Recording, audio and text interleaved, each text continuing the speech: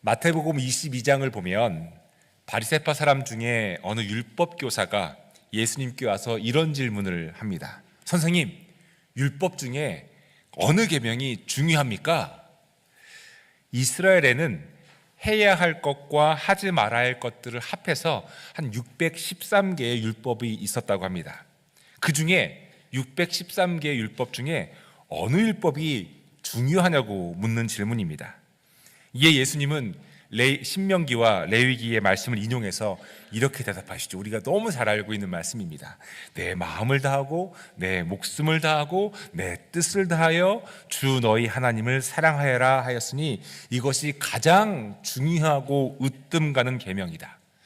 둘째 계명도 이와 같은 것인데, 이게 둘째 계명이 이와 같다라고 하는 말은 첫째 계명하고 똑같이 중요하다고 하는 겁니다. 그러니까 첫 번째가 중요하고 두 번째는 두 번째로 중요한 게 아니라 두 번째 계명도 이와 같은데라고 하는 것은 하나님을 사랑하는 것과 똑같이 중요한 계명이 여기에 있는데, 그것은 내 이웃을 내 몸과 같이 사랑하여라 한 것이다. 이 두 계명의 율법과 예언서의 본뜻이 달려 있다.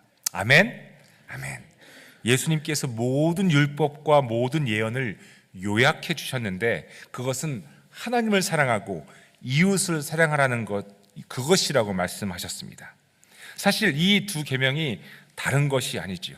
하나님을 사랑하는 것과 이웃을 사랑하는 것은 연결되어 있습니다. 마치 십자가가 하늘과 땅을 연결하고 좌와 우를 연결하고 있듯이 하나님을 사랑하는 것과 이웃을 사랑하는 것은 연결되어 있습니다. 사랑은 복음의 핵심입니다. 사랑이 없는 복음은 있을 수가 없습니다. 우리가 믿는 예수님의 십자가의 은혜는 사랑입니다. 사랑이 없으면 십자가의 사건이 있을 수 없었습니다. 십자가는 죽기까지 우리를 사랑하신 예수 그리스도의 사랑을 보여주고 있습니다. 오늘은 종려주의를 맞이해서 사랑에 대한 말씀을 나누고자 합니다. 사실 사랑에 대한 말씀은 모든 말씀이 다 그렇지만 쉽지 않습니다.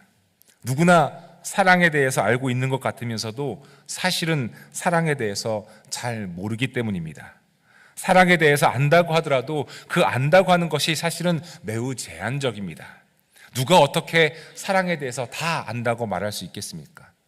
그래서 감히 사랑에 대해서 말씀을 나누기가 쉽지는 않습니다. 그럼에도 머리로는 다 이해할 수 없는 사랑일지라도 사실 우리는 하나님의 사랑 안에 살고 있습니다. 혹시나 우리 중에 못 느끼는 분이 있더라도 말입니다. 하나님의 사랑 없이 살아갈 수 있는 사람은 없습니다. 나는 하나님이 나를 사랑하시는지 잘 모르겠어. 하나님이 나를 사랑하신다면 이런 일이 나에게 일어날 리가 없잖아? 하고 생각하시는 분이 계시다면 그것은 사실이 아닙니다. 큰 착각입니다. 하나님의 사랑을 받지 않고 사는 사람은 이 세상에 없기 때문입니다. 이것은 진리입니다. 오늘은 이러한 하나님의 사랑에 대해서 말씀을 나누겠습니다. 오늘 말씀의 제목은 뭐죠? 끝까지 사랑하셨다입니다. 제자들을 끝까지 사랑하신 예수님의 사랑을 통해 오늘도 우리를 포기하지 않으시고 끝까지 사랑하시는 하나님의 사랑을 고백하고 또 그 사랑을 체험하는 시간이 되기를 간절히 바랍니다. 오늘은 예수님께서 예루살렘에 입성하신 종려주일이지요. 어린 나귀를 타고 입성하실 때 사람들이 종려나무 가지를 흔들며 예수님을 환영했습니다. 우리는 예수님께서 왜 예루살렘에 들어가셨는지 지금은 우리는 알고 있습니다. 바로 십자가에 달려 죽으시기 위해 예루살렘으로 들어가셨습니다. 하지만 당시의 사람들은 몰랐습니다. 예수님의 마음은 착잡했습니다. 무슨 일이 일어날지 예수님 본인은 알고 계셨기 때문입니다. 이 세상에 오신 이유와 목적을 이제 곧 이루게 될 것이긴 하지만 그 길이 십자가의 길, 죽음의 길이었습니다. 예수님께서 죽어야 우리가 산다고 하는 그 대속의 길을 가야 했습니다. 예루살렘으로 들어가는 길은 죽음의 길로 들어가는 것이었죠. 예수님은 죽음을 눈앞에 두고 있었습니다. 교회 여러분, 이 땅에서의 죽음을 앞둔 사람의 심정은 여러분 어떨까요? 이 땅에서의 죽음을 앞두고 어떤 것을 후회하고 어떤 말을 남길까요? 여러분 생각해 보셨습니까? 브로니 웨어라고 하는 호주의 작가가 쓴 The Top 5 Regret of Dying, 죽음을 앞둔 사람들의 5가지 후회라고 하는 책을 보면 그 책에 사람들이 많이 후회하는 그 이야기가 나옵니다. 저도 그 책을 사놓고 다 읽지는 못했습니다만 공통적으로 죽음을 앞둔 사람들이 하는 말들이 있다고 합니다. 사실 책을 읽지 않아도 모두 공감하고 알 수 있는 말일 것입니다. 첫째가 무엇일까요? 어떤 말을 한다고 합니까? 여러분 생각해 보셨습니까? 사랑합니다 입니다. 죽음을 앞둔 사람이 하는 말 중에 가장 많이 하는 말이 사랑합니다. 우리는 평상시에 사랑이라고 하는 숭고한 가치의 고백에 인색한 면이 좀 있는 것 같습니다. 죽음을 앞둔 사람들이 사랑하는 사람에게 가장 많이 하는 고백은 사랑합니다 라고 하죠. 진작에 많이 할 걸 하는 후회와 함께 말입니다. 여러분, 둘째가 무엇이라고 생각하십니까? 고맙습니다 라고 합니다. 고맙습니다. 고맙다는 표현도 인색한 면이 있습니다. 자주 고맙다는 말을 해야 하는데 그 말을 죽음을 앞두고 하니 말이죠. 자, 그러면 세 번째는 무엇이겠습니까? 맞습니다. 미안합니다 입니다. 건강할 때는 자존심 때문인지 모르겠지만 미안하다는 말을 잘 못하는 경우들이 있습니다. 사람들은 죽음을 앞두고 가장 정직해진다고 하지요. 이 3가지 말들, 즉 사랑합니다, 고맙습니다, 미안합니다의 말을 죽음을 앞두고 많이 한다는 것은 이 마음이, 사랑하고 고맙고 미안한 마음이 가장 정직한 마음이라는 것을 증명하고 있는 것이죠. 후회하지 않게 평상시에 자주 해야 하는 말들입니다. 이제 앞으로는 교회에서, 여러분들의 가정에서, 직장에서 여러분들의 이웃들과 이 3가지 말들을 자주 하시기를 권면해 드립니다. 아셨죠? 사랑합니다, 고맙습니다, 미안합니다. 예수님도 마찬가지였습니다. 오늘 읽은 요한복음 13장 1절 말씀을 보면 예수님께서 마지막 때가 된 것을 아셨다고 말씀하고 있습니다. 이렇게 본문은 되어 있지요. 6월절, 그 전 거입니다. 그 PPT 그 전 겁니다. 6월절 전에 예수께서는 자기가 이 세상을 떠나서 아버지께로 가야 할 때가 된 것을 아시고, 네, 괜찮습니다. 네, 그냥 띄워주셔도 괜찮습니다. 저 집중하시면 됩니다. 예. 뭐라고 되어 있죠? 6월절 전에 예수께서는 자기가 이 세상을 떠나서, 이게 뭡니까? 죽음을 앞둔 거지요. 아버지께로 가야 할 때가 된 것을 아셨다라고 표현하고 있습니다. 이제 남아있는 것은 십자가밖에 없었죠. 예수님께서 이 세상에서 제자들을 볼 날이 이제 곧 끝날 것이라는 것을 아셨습니다. 여러분, 그의 마음이 어떠셨을까요? 이어서 이렇게 되어져 있습니다. 세상에 있는 6월절에 예수께서는 자기가 이 세상을 떠나서 아버지께로 가야 할 때가 된 것을 아시고 세상에 있는 자기 사람들을 사랑하시되, 어떻게 사랑하셨다고요? 끝까지 사랑하셨다. 오늘 본문 말씀은 예수님의 마음을 설명하고 있는 말씀이죠. 예수님은 제자들을, 예수님의 사람들을 끝까지 사랑하셨다라고 말씀은 증언하고 있습니다. 여기에서 끝까지라고 표현하고 있는 헬라어는 아이스텔로스라고 하는 단어인데요. 이 뜻은 시간적으로 끝까지만을 의미하는 것이 아니라 원래 어떤 의미가 있냐면 온전하게, 완전하게라고 하는 의미가 포함되어 있습니다. 그러니 이 말씀을 달리 바꾸자면 예수님께서 예수님의 사람들을 완전하게 사랑하셨다라고 하는 것을 의미합니다. 이 세상에서의 마지막 시간을 아셨던 주님께서는 제자들을 완전하고 온전히 사랑하셨습니다. 그럼 완전하게 사랑한다는 것이 무엇을 의미하는 것일까요? 어떻게 해야 완전하고 온전하게 사랑할 수 있겠습니까? 오늘 읽지는 않았지만 요한복음 13장 1절 그 이후로 나오는 예수님의 모습을 보면 예수님은 완전한 모습을 몸소 보여주고 계십니다. 한번 말씀을 보시겠습니다. 이렇게 되어져 있습니다. 예수께서는 아버지께서 모든 것을 자기 손에 맡기신 것과 자기가 하나님께로부터 왔다가 하나님께로 돌아간다는 것을 아시고 잡수시던 자리에서 일어나 겉옷을 벗고 수건을 가져다가 허리에 두르셨다. 그리고 대야에 물을 담아다가 제자들의 발을 씻기시고 그 두른 수건으로 닦아 주셨다. 예수님께서 보여주신 온전하면서도 완전한 사랑은 스승인 예수님이 제자들의 발을 닦아 주신 것으로 상징됩니다. 당시에 누군가의 발을 씻어주는 행위는 하인이 하는 일이었습니다. 먼지 나는 팔레스타인 지역을 샌들로 다니던 사람들의 발은 더러웠고, 그래서 발은 신체 부위에서 가장 하찮은 부위로 여겨졌던 곳입니다. 스승이 제자들의 발을 씻어준다는 것은 당시로는 상상할 수 없는 일이었습니다. 그런데 예수님께서 제자들의 발을 씻어주셨습니다. 발을 씻어주신 것은 끝까지 사랑하신 예수님의 사랑을 상징적으로 보여주고 있는 장면입니다. 예수님은 예수님의 제자들을 향한 사랑을 발을 씻어주시는 것으로 보여주셨습니다. 예수님께서 제자들에게 마지막으로 남겨주고 싶으셨던 유산이 바로 사랑이었죠. 예수님이 우리를 끝까지 사랑하셨던 것처럼 우리도 서로가 서로에게 온전하면서 완전한 사랑을 실천해야 한다는 것을 가르쳐주고 싶으셨고, 그 사랑을 예수님의 유산으로 남겨주고 싶으셨던 것입니다. 그래서 제자들의 발을 스승이신 예수님이 직접 닦아주신 것이지요.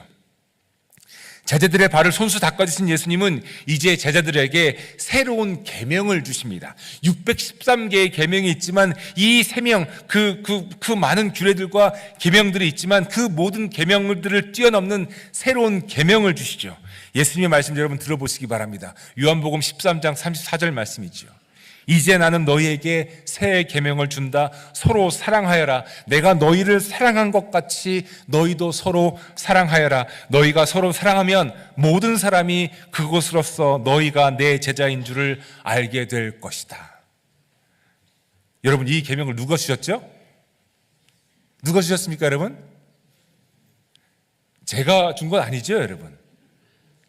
예수님이 주셨죠. 새 계명을 주셨습니다. 내가 너희를 사랑한 것 같이 너희도 서로 사랑하여라. 사랑하는 교회 여러분, 예수님은 우리에게 서로 사랑하라고 말씀하십니다. 그리고 서로 사랑하는 것으로 우리가 예수님의 제자가 되는 것이라고 말씀하시죠. 사랑하는 것은 말로만 사랑해 하는 것으로 그치는 것이 아닙니다. 말의 고백도 중요하고 필요하지만 사랑은 발을 씻어주는 것으로 실천되어야 합니다. 예수님께서는 제자들의 발을 씻어주신 것은 어떻게 사랑해야 하는지 본을 보여주신 것이었죠. 너희도 서로 남의 발을 씻겨주어야 한다라고 말씀하시면서 우리에게 끝까지 사랑하는 방법을 보여주셨습니다. 서로의 약점을, 서로의 더러운 곳을, 숨기고 싶은 것을, 드러내지 않고 싶은 곳을 씻어주는 것, 닦아주는 것, 그것이 사랑이라고 하는 것입니다. 예수님께서 발을 씻어주실 때 그 행동을 이해하지 못했던 제자가 한 명이 있었습니다. 바로 베드로였죠. 베드로는 선생님이신 예수님이 자신의 더러운 곳을 씻어주는 것을 처음에는 용납하지 못했습니다. 그런데 예수님께서 발을 씻어주지 않으면 예수님과 베드로는 더 이상 아무런 관계가 이루어지지 않는다라는 말을 듣자 발뿐만 아니라 손과 머리까지 씻어달라고 요청을 합니다. 이렇게 처음에 베드로는 예수님께서 발을 씻어주시는 것을 이해하지 못했었습니다. 그랬던 베드로였는데 후에 나중에 베드로는 사랑을 이해하게 되었습니다. 베드로 전설을 통해서 베드로는 사랑에 대해 이렇게 말을 합니다. 무엇보다도 먼저 서로 뜨겁게 사랑하십시오. 사랑은 허다한 죄를 어떻게 한다고요? 들춰냅니다입니까? 덮어줍니다입니까? 덮어줍니다입니다. 들춰내지 않고 사랑은 허다한 죄를 덮어줍니다. 다른 성경에는 허다한 허물을 덮어준다라고 표현하고 있습니다. 덮어주는 것이지요. 그것이 사랑이라고요. 사랑이 어떻게 한다고요? 허다한 죄를 덮어줍니다. 허물을 드러내지 않습니다. 창피 주지 않습니다. 사랑은 허다한 잘못을 덮어줍니다. 예수님이 그렇게 하셨습니다. 예수님이 정죄하지 않으셨습니다. 사람들은 죄를 드러냈어도 예수님은 그렇게 하지 않으셨죠. 요한복음 8장에 보면 가늠하다 잡혀온 여인의 이야기가 나옵니다. 우리가 잘 알고 있는 이야기입니다. 율법학자와 바리새파 사람들은 이 여인을 예수님께로 데리고 옵니다. 그리고 모세의 율법을 들어서 이 여인을 율법에 의하면 돌로 쳐 죽여야 하는데 예수님 당신은 뭐라고 말씀하시겠냐라고 묻습니다. 그러자 예수님께서 이렇게 말씀하시죠.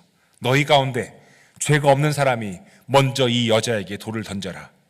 결국 사람들이 예수님과 그 여인을 놔두고 떠나갑니다. 예수님께서 여인에게 묻죠. 여자여, 사람들은 어디에 있느냐? 너를 정죄한 사람이 한 사람도 없느냐? 없다고 그 여인이 대답을 하자 예수님께서 이렇게 말씀하십니다. 나도 너를 정죄하지 않는다. 가서 이제부터 다시는 죄를 짓지 말아라. 교회 여러분, 우리는 다른 사람들과 어떻게 관계를 맺고 있습니까? 관계에 있어서 어떤 기준을 여러분 사용하고 있습니까? 율법의 기준을 사용하고 있습니까? 아니면 사랑의 기준을 사용하고 있습니까? 다른 말로 하자면 자기가 가지고 있는 옳고 그름의 기준으로 다른 사람들과의 관계를 맺고 있습니까? 아니면 사랑으로 관계를 맺고 있습니까?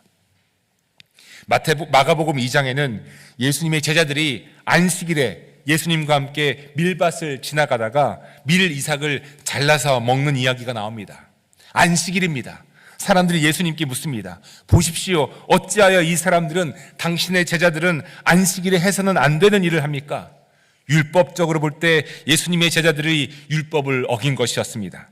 그래서 율법적 관계로 모든 것을 보았던 사람들에게 있어서 안식일에 밀 이삭을 잘라서 먹는 것은 큰 잘못이었습니다. 율법을 지키지 않았기 때문이지요.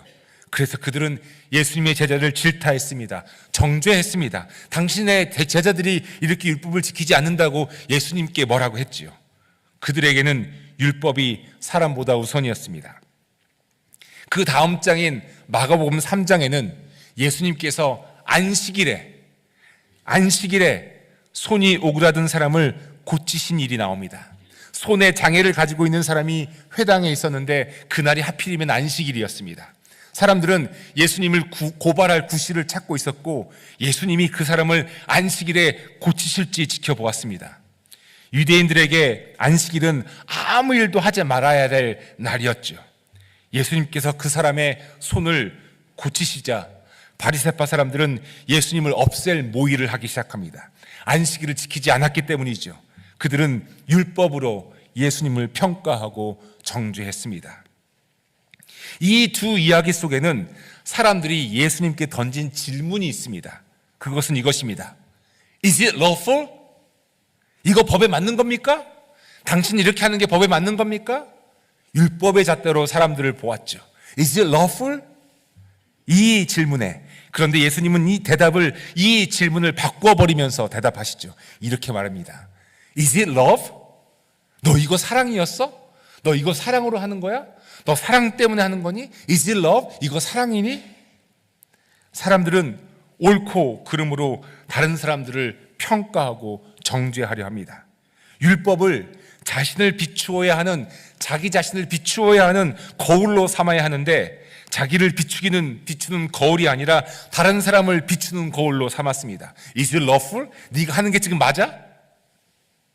그래서 그들의 다른 사람들에 대한 평가의 기준은 항상 이것이 법에 맞는가였습니다. 그런데 예수님께서 보여주신 기준은 법의 기준이 아니라 사랑의 기준이었습니다. 이것이 사랑에 맞는가?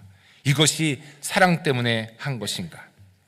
가늠하다 잡혀온 여인에게도 마찬가지였습니다. 사람들은 이것이 법에 맞는가였고 예수님은 그 법을 너희 자신에게 비추어 보아라. 누가 돌을 먼저 던지겠느냐? 너희에게 과연 사랑이 용서가 있느냐라고 하는 것을 사람들에게 가르쳐 주신 것이지요. 사랑하는 교회 여러분, 여러분들의 다른 사람들과의 관계는 어떻습니까? 우리의 삶 속에 재정의 문제도 있을 수 있고 건강의 문제도 있을 수 있지만 정말 힘든 문제 중에 하나가 관계의 문제 아닙니까? 옳고 그름의 기준으로 다른 사람과의 관계를 맺고 사는 사람은 사실 힘든 삶을 살고 있는 것입니다. 그 사람만 힘든 것이 아니라 그 사람과 관계를 맺고 사는 사람은 사실 같이 힘듭니다. 남이면 에이, 안 보면 돼 하면서 거리를 두고 살면 어느 정도는 되지만 가족일 경우에는 그러기가 어려워서 더욱 힘이 듭니다. 부모가 자식에게, 남편이 아내에게, 아내가 남편에게 자신이 가지고 있는 옳고 그름의 신념을 가지고 일방적인 방법으로 관계를 맺게 되면 그 관계는 힘듭니다. 건강하지 않습니다. 상대방이 옳지 않다고 느껴지기 때문에 조정하려고 하고 통제하려고 하고 고치려고 합니다. 가정에서, 교회에서, 여러분 속회에서 정치 얘기하지 마시기 바랍니다. 부모와 자녀가 정치적 이해와 신념에 대해서 다를 수 있습니다. 교회의 다른 분들과 다른 생각을 가질 수 있습니다. 속회원들끼리 의견이 다를 수 있습니다. 정치적 견해가 달라도 사랑해야 합니다. 존중해야 합니다. 다른 사람과의 관계가 신념적 관계나 율법적 관계가 되어서는 안 됩니다. 사랑의 관계가 되어야 합니다. 누군가를 내 생각과 의견과 신념으로 조정하고 통제하고 고치려고 하면 그 사람도 힘들겠지만 조정당하고 통제당하고 고침당하는 사람은 더 힘듭니다. 이러한 관계는 사랑의 관계가 아니라 율법적 관계입니다. 자신이 가지고 있는 옳고 그름으로 다른 사람과의 관계를 맺는 것이죠. 이러한 율법적 관계는 절대로 건강한 관계가 아닙니다. 하나님께서 이스라엘 백성에게 율법을 주신 것은 그 율법을 통해 그들을 조종하고 통제하기 위함이 아니었습니다. 율법은 이스라엘 사람들로 하여금 하나님의 길을, 하나님의 뜻을 따르도록 주신 지침이었고 방법이었습니다. 그런데 제사장들과 율법학자들은 이 방법을 목적으로 삼아버렸습니다. 율법을 하나님의 통제의 수단으로 여겼고 율법을 그들이 사람들을 통제하는 수단으로 바꿔버렸습니다. 그 결과 율법은 다른 사람을 정죄하고 비판하고 평가하는 도구가 되어버렸습니다. 하나님의 길을 따르기 위해 지켜야 했던 율법이 율법주의가 되어버리면서 도구가 목적이 되어버린 것이지요. 교회 여러분, 율법적 관계가 오늘날에도 우리의 관계 문제에 들어가 있는 경우를 종종 보게 됩니다.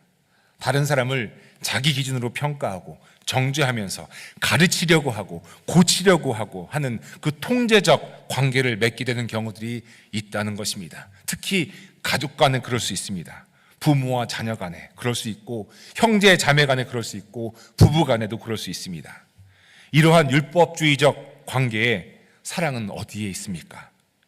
예수님께서 보여주신 끝까지 사랑하신 완전한 사랑은, 그 허물을 덮어주는 사랑은, 더러운 발을 씻어주는 사랑은 어디에 있습니까? 사랑하는 교회 여러분, 예수님께서 제자들의 발을 씻겨주신 것은 사랑의 관계를 보여주고 있는 모습이었습니다. 율법적인 관계였다면, 높고 낮음의 관계였다면, 옳고 그름의 관계였다면 스승이신 예수님이 제자들의 발을 씻어주시는 것은 있을 수 없는 일이었습니다. 그런데 예수님은 제자들과 그런 관계가 아니었습니다. 그럼 예수님과 제자들은 어떤 관계였나요? 사랑의 관계였습니다. 끝까지 사랑하신 사랑의 관계 말입니다. 십자가의 죽음을 앞두고 예수님은 애절하게도 제자들을 사랑하셨습니다. 친히 제자들의 발을 닦아주셨습니다. 그렇게 끝까지 사랑하셨습니다. 예수님의 사랑은 끝까지 사랑하시는 완전하면서도 온전한 사랑이었습니다. 이제 내일부터 고난주간이 시작되지요. 오늘 종려주일에 주님께서 예루살렘으로 들어가시죠. 이번 주에 예수님은 제자들의 발을 닦아주십니다. 그리고 제자들과 마지막 만찬을 하십니다. 그리고 잡히시고 고초당하신 후에 십자가에 못 박혀 금요일에 돌아가십니다. 이 모든 과정이 예수님의 사랑을 보여주고 계십니다. 우리는 예수님의 사랑으로 인해 죽음에서 생명으로 옮겨졌으며 죽음의 권세가 절대로 우리를 범접하지 못하게 되었습니다. 이 모든 것은 율법이 아닌 사랑으로 이루어졌습니다. 이제 말씀을 정리하고자 합니다. 사랑하는 교회 여러분, 우리는 예수님을 따르는 사람들이죠. 그럼 율법이 아닌 사랑으로 살아야 합니다. 예수님께서 우리에게 보여주신 사랑을 실천해야 합니다. 하나님을 사랑하는 십자가의 이 수직축과 이웃을 사랑하는 십자가의 그 수평축이 우리에게 있어야 할 십자가의 흔적이어야 합니다. 우리를 끝까지 사랑하신 예수님, 그 사랑으로 우리도 살아야 함이 마땅합니다. 오늘 우리 말씀을 붙잡고 다짐했으면 좋겠습니다. 다짐하는 겁니다. 어떤 다짐이냐면 껄껄껄 하지 않도록 다짐하는 겁니다. 껄껄껄, 웃는 소리가 아닙니다. 더 많이 사랑할 걸, 더 많이 고맙다고 말할 걸, 더 많이 미안하다고 고백할 걸, 더 많이 사랑할 걸, 내가 그 사람의 발을 씻겨줄 걸, 내가 우리 아이를 더 안아줄 걸, 내가 우리 아이의 말을 더 들어줄 걸, 내가 우리 남편이 하자는 대로 할 걸, 내가 그 사람의 허물을 감추어 줄 걸, 내가 그 사람의 죄를 드러내지 않고 닦아줄 걸, 내가 율법이 아니라 사랑으로 살 걸, 껄껄껄 하지 않기를 바랍니다. 사랑은 끝까지 완전하게 하는 것이 사랑이지요. 그 사랑으로 살아가고 있는 인생이기에 그 사랑을 실천함이 마땅합니다. 그런 껄껄껄의 후회는 너무 늦었을 때 하는 것 아닙니까? 그렇죠. 아무 도움이 안 되는 후회이지요. 그러니 오늘부터 사랑하는 겁니다. 끝까지 사랑하는 겁니다. 내 아내를, 남편을, 자식을, 우리 속회원을, 우리 직장 동료를, 우리 이웃을 끝까지 사랑하되 그들의 허물을 덮어주고 그들의 발을 씻겨주는 사랑으로 살아가는 그 결단이, 그 다짐이 우리에게 있기를 간절히 바랍니다. 끝까지 사랑하신 주님의 사랑을 실천하는 저와 여러분, 우리 모두가 되기를 바라며 그 사랑으로 오늘도 살아가는 우리 모두가 되기를 주님의 이름으로 축복해 드립니다.